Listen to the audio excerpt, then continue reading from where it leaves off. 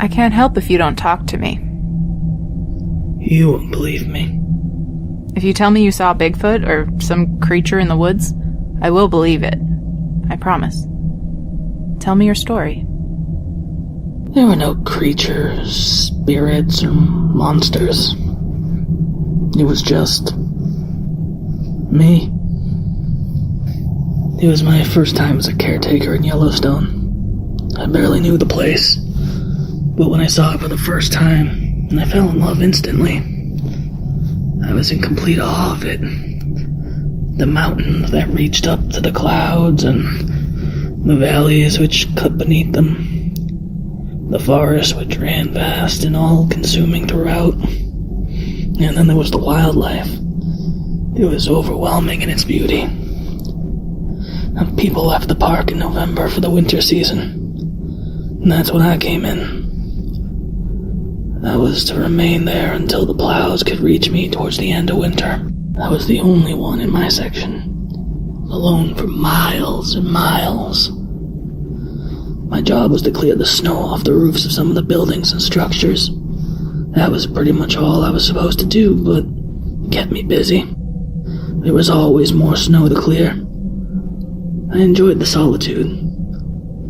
I'd been craving it for some time. When night fell, my cottage was the only source of light. The entire landscape, mountains, rivers, and the forest, all of it was dark. It was like an ocean of black, if you can picture it. And a tiny pin drop of light in the middle. That was me. I read books and made dinner. That's how I spent my nights. One day there was a storm. The snow was falling so thick and so fast that I couldn't get past my own front door. I decided it was too dangerous to try going out, so I stayed in, knowing that I'd have to do double the work the next day. But it was okay, because it was better than being caught outside in a storm. That could be death if you couldn't find shelter. That night, after dinner, I read as I normally do, but as I did, I noticed a strange sound. A soft, wet hum. I heard it before, only when I was absolutely silent, but I could never place where it was coming from, or what it could be. So I forgot about it. I kept reading, and when I was too tired to read another word, I turned out the lights and went to bed. It woke me from a sound sleep. I was so tired and disoriented, I wasn't sure if I had heard something or if it'd just been a dream. Slowly I came out of my fog, and then I knew it hadn't been a dream. There was a knock at my door. I couldn't imagine who it could be. I was miles away from anyone, and in a storm, it would be impossible to get to me. I tried to look out the window by my bed, but it was too dark. I picked up the gas lantern and lit it. Then I moved to the door. When I opened it, the wind hit me like 1,000 needles. I aimed the light out, but there was only snow and darkness. Beneath me, though, I did notice something. Footprints. They led from my door to just outside the window where my bed was, then back out into the black. Sudden terror came over me as I looked out over the dark. I closed the door and latched it shut. After sitting in fear for a few moments, my exhaustion caught up to me again. Though I was afraid, I could think of nothing I could do. So I put the light away and I lay in bed. The following morning I woke up and remembered, but I had no idea if I had dreamt it or if it really happened. I opened the front door and found there were no footsteps outside. And though I let myself believe it had been a dream, part of me knew that the snow would have filled in the footsteps if they had really been there at all.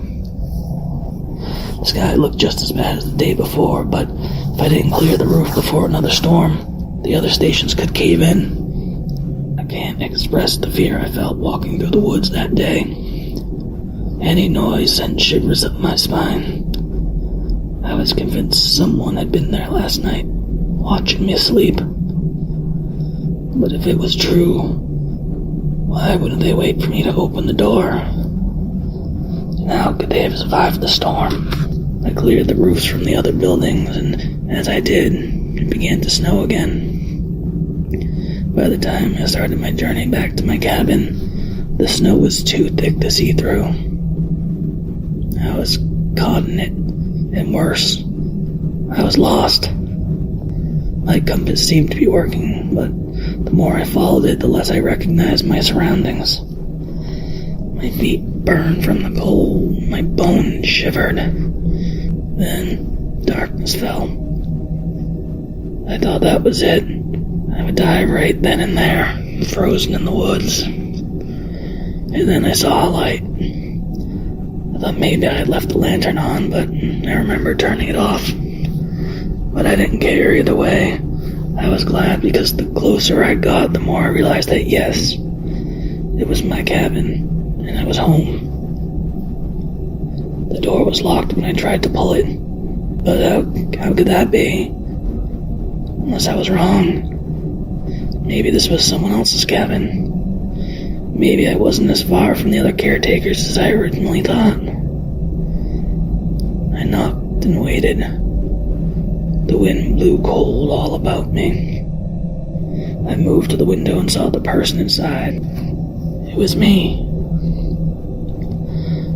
I stumbled back into the woods and hid. I watched the person inside open the door and looked out, the lantern held out ahead of them. I watched closely, trying to understand. Then they quickly went back inside and closed the door, as if they were afraid. Against all odds, I found my way back to the buildings I had cleaned and slept inside. I nearly froze to death that night. The next morning, I stood in the woods and watched the cabin for as long as I could before approaching it. When I finally did, I found it empty, and the door was unlocked like I'd left it. It felt foreign to me now, like I was in someone else's home, like when you have to stay at a stranger's house, except all the things in it were mine. The only thing familiar was the smell. It was tart, sour, but in my time here I'd grown to love it, and I was home. Outside, the world was frozen. The life and beauty I had been struck by when I first arrived had long since faded. I was afraid of the day because I could look out my window and see what was outside. I didn't want to see. But of course, the day was nothing compared to night. I needed the heater, but it lit the cabin from inside. I felt naked, exposed. I couldn't see anything past the windows. The only thing in them was my own reflection. I lifted the mattress off the bed and leaned it against the glass. I didn't need the bed. I had no intention of sleeping that night. I sat across from the door and watched it. Every time the wind blew and shook the door, I felt my stomach turn cold. At first, I couldn't tell if I was really hearing what I thought. The screams swelled and faded, or maybe they were just shrieks of wind pushing through the pines. I found the lantern and opened the door. The world was black. The light ahead lit only a few feet in front of me. I could see snow on the ground, snow falling in tiny specks, but nothing else. When it came from my right, I would aim the light towards it. Seconds later, it would be on my left. It was in front of me. It was behind me. It was close. It was far. I was terrified, and before long, my fingers began to burn. I had to go back. When I did, I put the mattress back down on the bed. I was too tired. Fear and vigilance had taken it all out of me. I lay in the bed and listened, but there were no more screams. I had dreamt it, and I decided, or imagined it. If it was real, she would have seen my light. She would have seen it by now. The orange glow of the heater through the window. If it was real, maybe I would see her footsteps in the snow in the morning. Or perhaps she would wake me with a knock. These thoughts swirled in my mind, but I knew they were nonsense. I just needed sleep. And so I closed my eyes and did just that. The following morning I woke up and remembered that I had no idea if I had dreamt it or if it really happened. I opened the door and found there were no footsteps outside. And though I let myself believe it had been a dream, part of me knew the snow would have filled in the footsteps if they had truly been there at all. There was no way to know. I looked out over the ice and the dead trees and the leaden sky, which seemed like a concrete slate about to drop. I couldn't face it. I couldn't go out and do my job. I knew something was out there. I didn't know what, but it was there. Between the trees on the other side of the hills. I sat on the floor facing the door again. I stared at the wood of the door and listened. I wondered about her, the woman who screamed. I wondered if she had died in the night, and if so, would she come now? Would she come knocking and ask why I didn't help her? In the silence of the day, I could hear it again. The strange hum. The wet, sticky sound I knew I could never place. And then, something fell in front of me. Small like a speck, but solid. I leaned down to it. It was white and wriggling. A maggot. Something tickled my hand. I looked down and saw another maggot crawling across my knuckles. Another one dropped from above, falling on my shoulder. I lifted my eyes up. On the ceiling, there was the shape of a small square door. I had forgotten about it. Forgotten about the attic. It was too small to go into, meant only for storage. At the edge of the square door, maggots writhed and dropped. Something was there.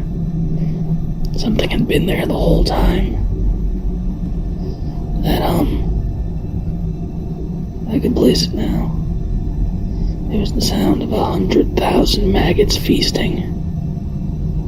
I moved the heater to the center of the room and used it as a stepping stool.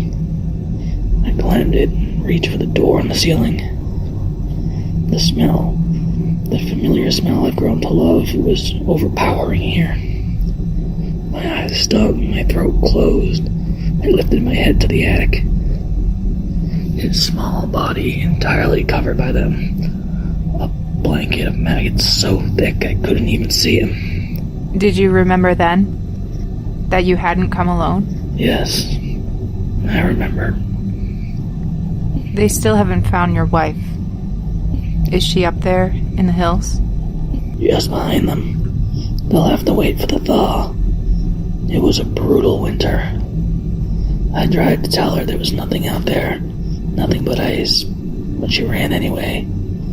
She ran from me when she saw what I'd done to our son. She ran begging for help, screaming for it, but there was no one out there. I listened to her screams until they died down, until there was only silence and dark. Why did you do it? Didn't you love them? With all my heart. Too much. It was all I knew. It was suffocating. Some men shouldn't have that much love. Some men should just be alone.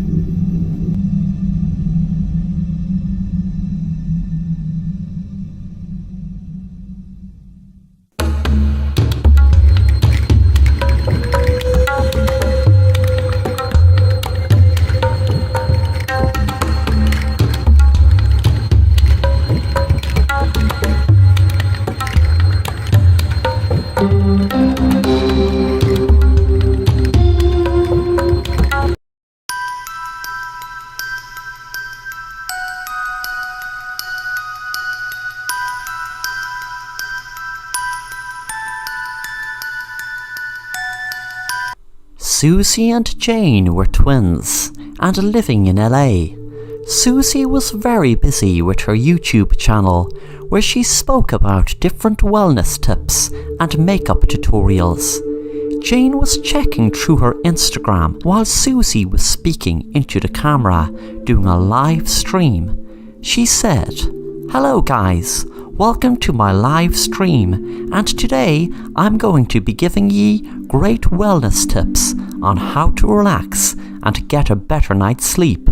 And having a great night's sleep not only adds to your physical well-being, but your mental well-being also. And I will also be sharing some delicious vegan recipes with ye that are also gluten-free." The live stream took about an hour, and afterwards Susie checked her emails and answered as many comments as she could. Susie was really looking forward to sign a new endorsement deal which would bring her in millions. She had a secret idea with her and her partners who were teaming with her. Everything was going great until Jane went missing. Susie explained to her partners that she would continue with her Secrets to Success idea in a few weeks, but right now she had to concentrate on getting her sister back. Susie spoke into the camera during a live stream. "Hi everyone, I have some very sad news for you today. My twin sister Jane has gone missing. If anyone knows anything about her whereabouts, please contact me or your local police station." The views were going up and up during the stream, and news of Jane's disappearance spread like wildfire. Soon it was front page news, and on almost every news station. Susie couldn't believe that the team she was partnering with were putting so much pressure on her. When she was all alone in her house, she walked down to her basement and turned the light on. She took the gag off her twin sister and put a gun to her head and said, "Okay, Susie, you either give me that secret idea you have that you got that $1 million deal, or I'm going to shoot you in your head and tell them I have another idea. I am sick and tired of all your stupid videos of you flaunting yourself and acting like you know it all. Now I'm in your place, which proves what I always thought but never told you. I'm just as good as you, and as a matter of fact, I'm much better than you." Suddenly there was a noise at the stairs. Jane turned around.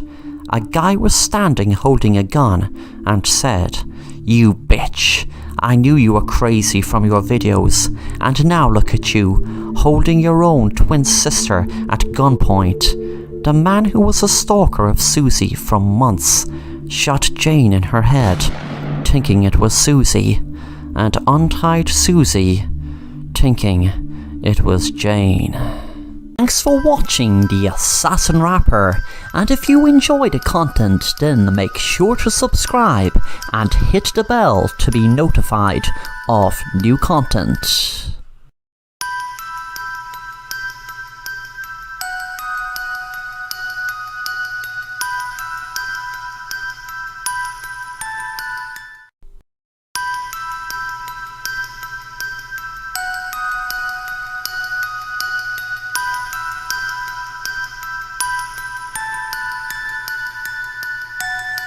Susan was 8 years old when she was in her home in Australia near the woods.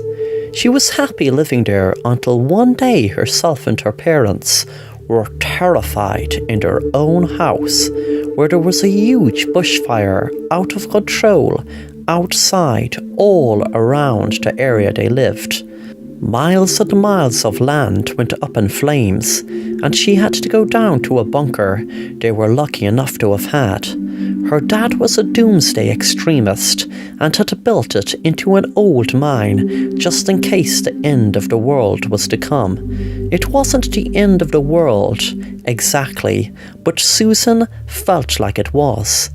Even as an adult, when she lived in her own house, she had a huge fear of leaving her house. She used to be in her living room from day to night, and other times up in her bedroom looking out the window watching the world go by. One day she got the courage to finally leave her house. As she walked out the door, she jumped with fear. As she was crossing the road, a truck came straight for her. She screamed, but the truck wasn't even near her, but she thought it was going straight for her.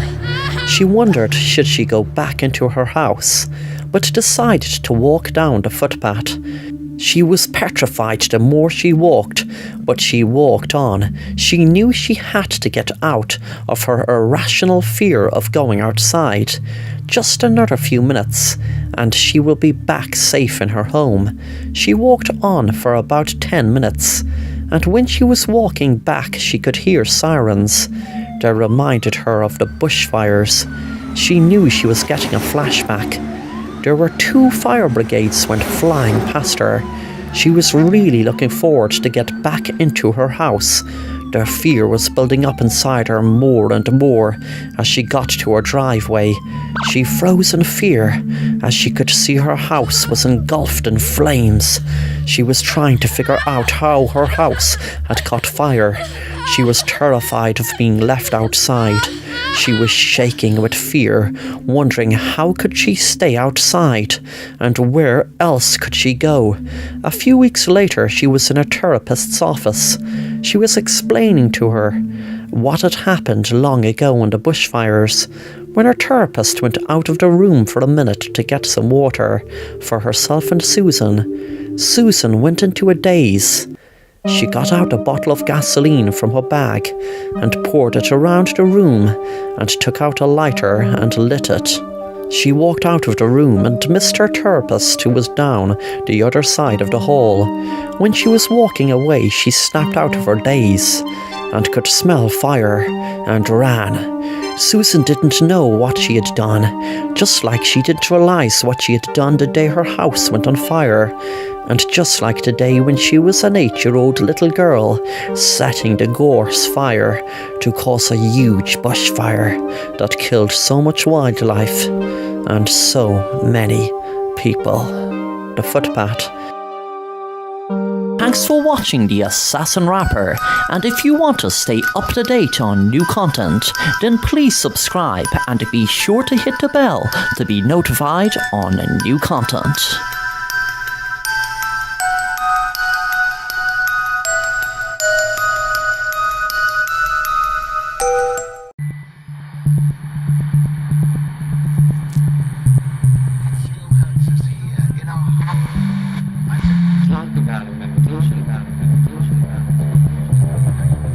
One of the most wretched haunted house stories is from the year 1912.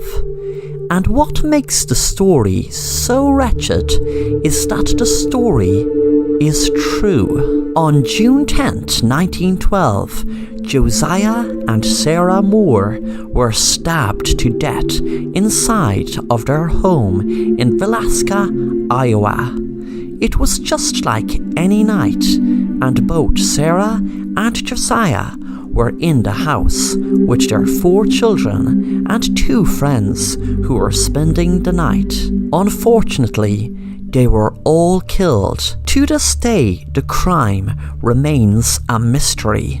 Nobody really knows who killed them, what killed them, and why.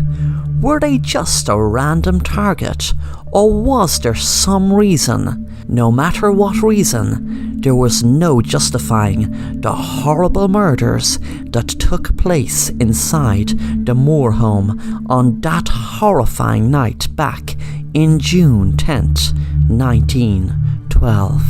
The Moore's home is considered to be one of the most haunted houses in the United States of America. But just like most paranormal experiences that happened in certain places and murders and hauntings, there are always certain people drawn to them places. People pay $400 to stay for one night inside the Moore home. There have been paranormal tours, but they have been cut short by children's voices, falling lamps, moving ladders and flying objects, says the Villisca Axe Murder House website. One of the worst events that had happened in the house since the murders was when a paranormal investigator stabbed himself after spending the night. As the Villisca Axe Murder House website states, skeptics have left believers.